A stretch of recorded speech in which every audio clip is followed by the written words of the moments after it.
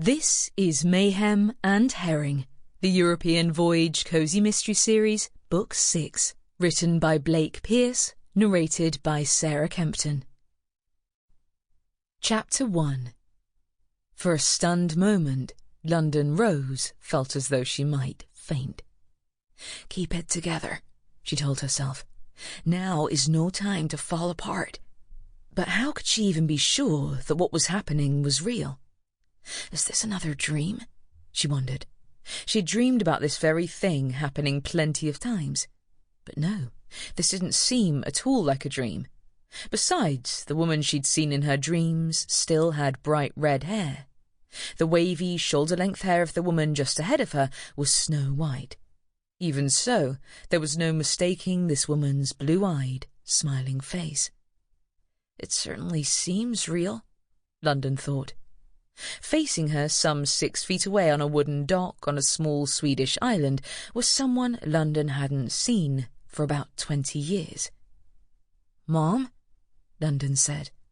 "Yes, I believe you said that before, London," the woman said with an impish grin that London remembered from childhood. "It's been a long time, hasn't it? So, are we going to hug or what?" London hesitated. She wasn't sure why.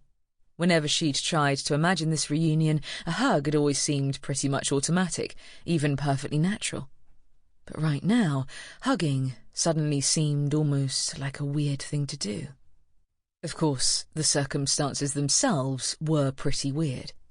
In spite of her confusion and the garbled thoughts running through her mind, London took a few more steps forward, and so did Mum. They wrapped their arms around each other.